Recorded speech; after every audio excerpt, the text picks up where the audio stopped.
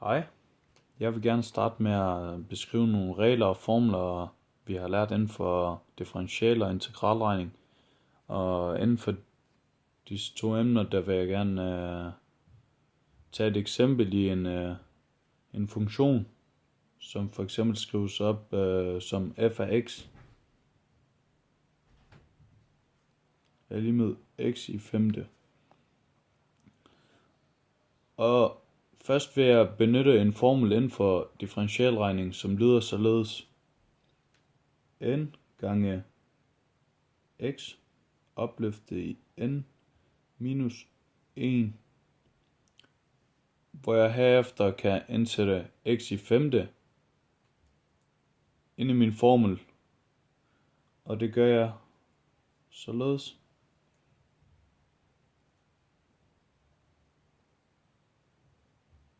Minus 1, så er den sat ind i formlen, og så er det bare at regne ud.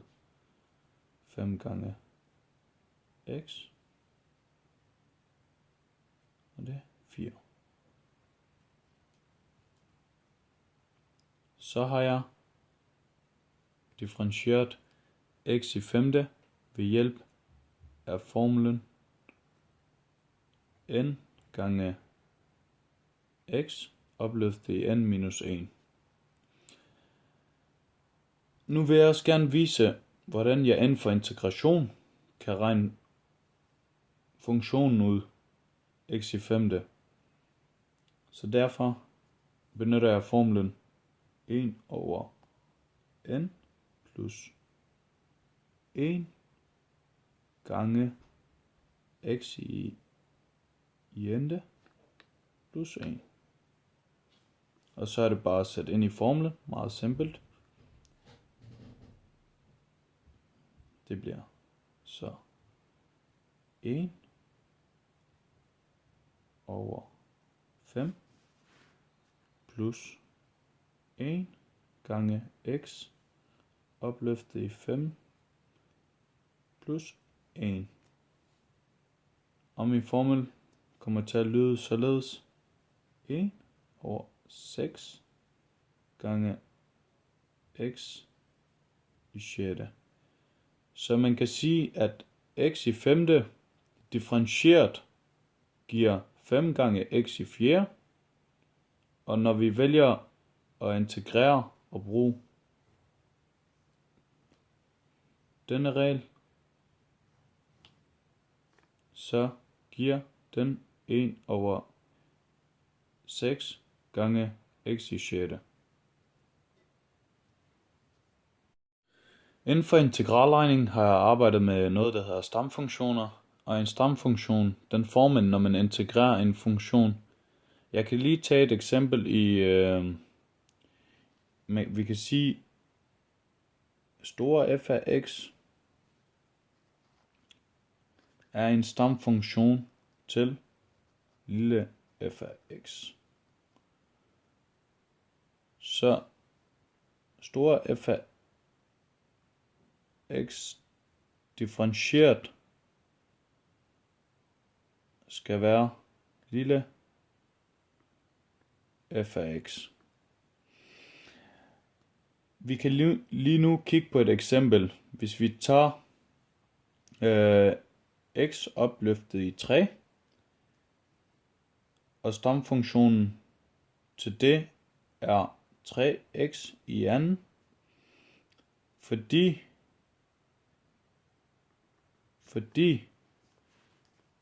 x i tredje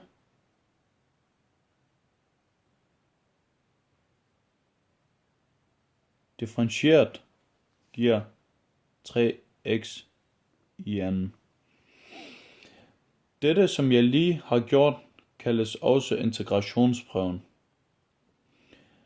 Inden for det her skal man holde øje med, om man er på vej den ene vej, altså at man er i gang med at differentiere, eller om man er på vej den anden vej, altså man er i gang med at finde en stamfunktion, som også kaldes integrere. Det er der forvirringen ligger. Jeg har arbejdet med integralregning, har arbejdet med en masse funktioner, og lad os nu antage i praksis, at funktionen y er lige med 2t opløftet i anden plus t fortalte noget om, altså hvor y er antal af fugle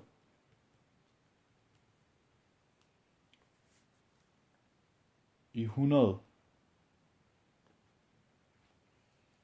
og hvor t fortæller noget om, hvor mange år der går.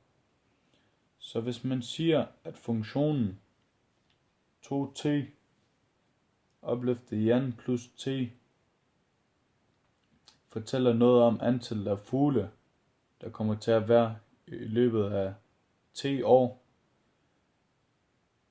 så kan man gå ind og kigge på, for eksempel, hvis der nu går 5 år, lad os bare tage et eksempel.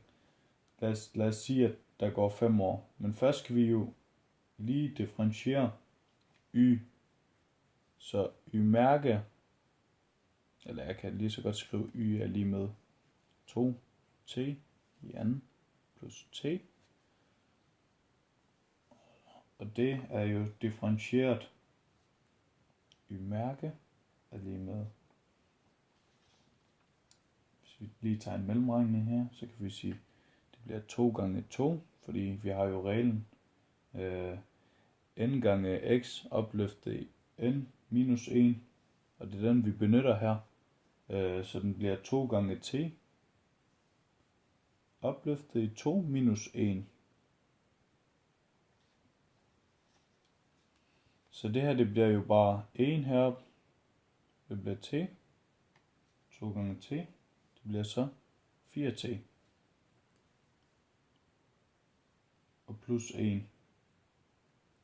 Fordi vi har jo selvfølgelig også heroppe, har vi jo også plus t, som er en konstant. Vi kan nu se, hvis vi nu kigger på, hvis der går 4 år, eller om 5 år, hvis vi nu går ind og kigger om 5 år, hvor mange fugle, altså antallet af fugle, hvor meget de er steget i 100. Hvis vi nu ændrer t, vores t-værdi til noget andet i formlen her, så den bliver, hvis vi siger 5 år om 5 år, siger vi 4 gange 5 plus 1, det er 21. Så kan vi sige, at antallet af fugle i 100, altså i 100, 100 er steget med 2100 på 5 år. Jeg vælger nu at bevise differensreglen. Så derfor antager jeg, at hvis stor f af x, det er en stamfunktion, og i stedet for at skrive stamfunktion, skriver jeg bare s af f til lille f af x. Og at store g af x er en stamfunktion til lille g af x. Og så vil jeg trække dem fra hinanden, så f af x, altså finde differencen, altså f af x minus store g af x, selvfølgelig store f af x minus store g af x, er en stamfunktion til f af x minus g af x. Sådan der. Ud fra det her kan jeg så skrive differensreglen, og den lyder således, at den øvre og nedre grænse, altså integralet af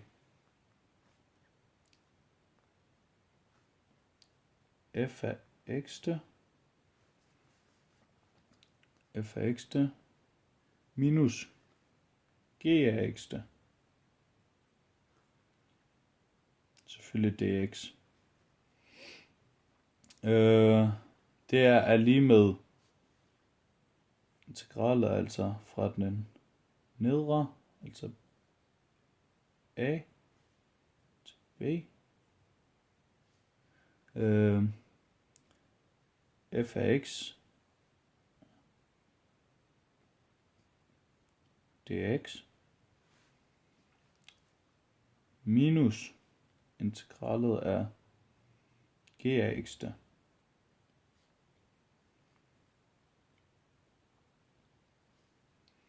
Sådan der. Hermed vil jeg bevise differensreglen.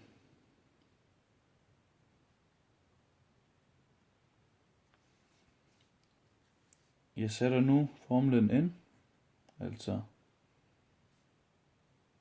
integralet af f af x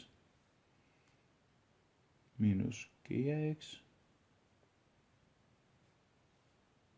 dx er lige med f af x minus, altså er lige med stor f af x, men jeg har glemt lige klammen. Så stor f af x minus stor g af x, og så klammen, og så selvfølgelig fra integralet b og a. Sådan der. Jeg sætter nu grænserne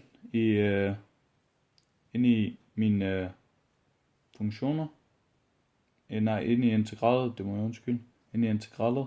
Så i de integrerede funktioner sætter jeg nu grænserne ind. Så jeg har grænserne f af b, altså stor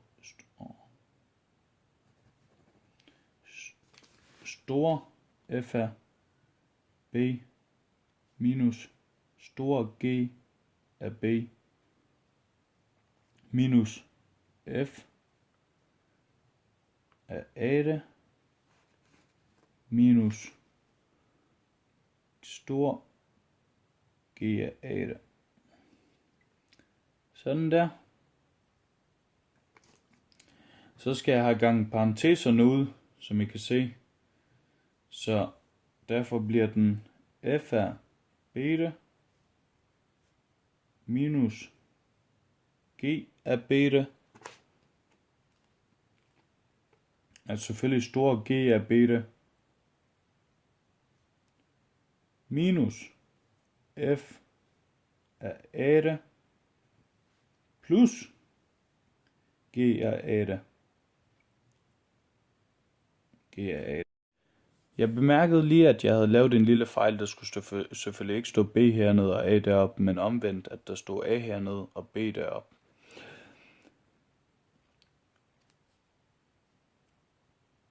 Så har vi formlen f i beta, stor f i beta minus stor g i beta minus f i a plus g i a. Og jeg vil jo gerne have, at g i beta minus g i a, for jeg vil gerne trække den nedre grænse fra den øvre grænse, og derfor laver jeg en minusparentes. Så derfor bliver formlen f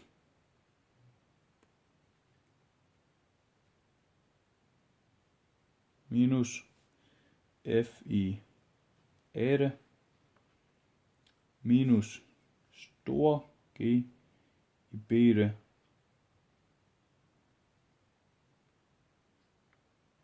minus stor g i a. Sådan der. Sådan blev den. Og så får jeg den nye formel, som hedder, jeg skal selvfølgelig have en klamme. Jeg har hermed bevist formlen for f af x. Klammen slut. Opløftet i a. Beta. Altså integralet grænseværdierne a i beta. Og a minus g i x, altså stor g i x. Stor g i x. Selvfølgelig også en klam her.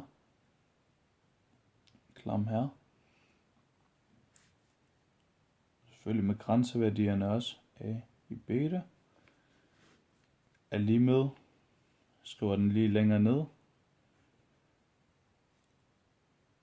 integralet af a over beta, eller nej, jeg mener grænseværdierne af a over beta, f af x, dx, minus integralet af gx,